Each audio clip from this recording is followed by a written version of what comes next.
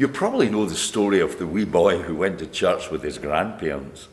His granny sat in the choir, and it used to annoy her to see Grandpa not off to sleep every Sunday during the sermon. So finally she decided on a plan. She gave her grandson £1 each Sunday to poke Grandpa whenever he fell asleep. And that plan worked until one Sunday she noticed Grandpa nodding off and Tommy made no effort at all to wake him up. It was even worse, he started snoring. Tommy did nothing. After the service, Granny was mad. She says, "Tommy, what happened? You knew I would pay you £1 if you kept Grandpa awake." Tommy said, "Yeah, but Grandpa gave me £2 to let him sleep." I know for many people, church is not the most exciting of places. And I know sometimes ministers like me can go on for too long. But you know, I still think this old book, the Bible, has something to say to us. There are some great truths in here. Some great advice as to how to live your lives. And in the gospel, the words of Jesus Christ, who 2,000 years later after he lived, has still something to say to us. I wonder if you read the stars every day. If you do, I hope you just do it for fun. King Louis XI of France was a believer in astrology. He was very impressed when an astrologer said to him that the lady of a court, the lady of his court, would die in 8 days' time, and she did. Unfortunately, however, for the astrologer, Louis decided that he didn't like having a man around the court who could predict such things so accurately and determined to get rid of him. He summoned the man to his apartments, having first told his servants to throw the visitor out the window when he gave the signal. And he said to the fellow, "You claim to understand astrology and to know the fate of others. So tell me, what will your fate be? How long have you got to live?" And the fellow said, "I shall die, Your Majesty, just 3 days before you." The king cancelled his plans. Obviously, none of us can predict how our life will turn out. Throw out the crystal ball, burn the astrological chart, and flush the fortune cookies down the drain. Do you know, if life were real, it would be full of warning signs. Blind bend ahead. How do we respond? Do we grip the steering wheel with greater intensity and expect the worst? Or do we just step in the accelerator and drive straight ahead? How do we face the uncertainties of life? What does the Bible have to say? Well, I ask you to read that best known of Psalms, Psalm 23. "The Lord is my shepherd, I shall not want." And it goes through what God is there to do us. He'll walk in that dark valley.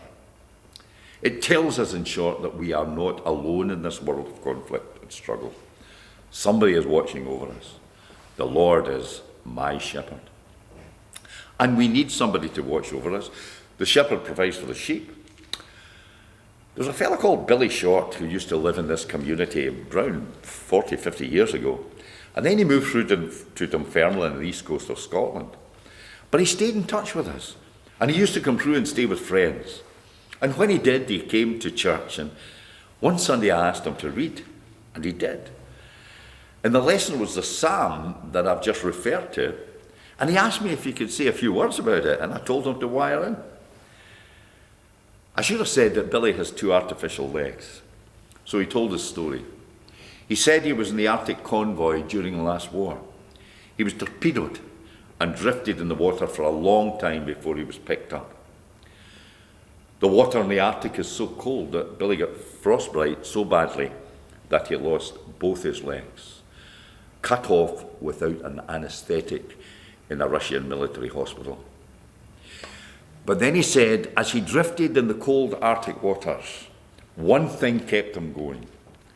One phrase kept running through his mind, and this was it: the Lord is my shepherd.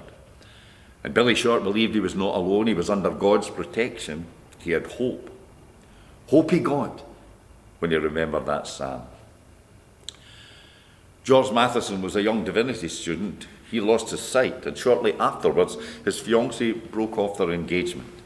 He struggled to finish his degree with his eyesight gone, but in due course, he went to the parish of Inellin, a small village in the coast of the Firth of Clyde, near Dunoon.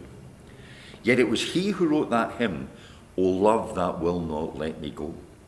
In one verse he says, "O joy that seekest me through pain, I cannot close my heart to thee. I trace the rainbow through the rain, and feel the promise is not vain, that morn shall tearless be." He still had hope. 2,000 years ago, another man who became a great messenger for the Christian faith, his name was Paul, and while he was under house arrest in Rome, he wrote these words: "I have learned to be content whatever the circumstances. I know what it is to be in need. I know what it is to have plenty. I've learned the secret of being content in every situation, whether well-fed or hungry. I can do everything through him who gives me strength." Now, I don't know what kind of valley you may be going through this day, but I can tell you this: the Lord is with you, and by his grace, you will make it through. The Lord is your shepherd. Do not be afraid. God bless you, and once again, as always, thank you for joining us here at Lomond Parish Church. Lord God, we turn to you today in these uncertain times. We turn to you with all our worries about war in Ukraine, about global warming and the effects it might have on our children and grandchildren. But we also have our own personal worries. It could be about our health. It could be about our family and friends.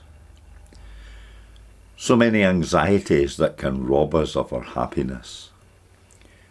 So we turn to you, our Good Shepherd, and ask you, as you have promised, to look after us as the shepherd looks after his sheep. We think how George Matheson could turn to you and write that wonderful hymn when his eyesight was failing. How he could write that he traced the rainbow through the rain. And we think of Billy Short and how the psalm kept him alive in the cold Arctic waters. They put their trust in you to walk with them through the dark valleys. Help us to do likewise, and also to rest in that and have faith that the Lord is my shepherd. Amen.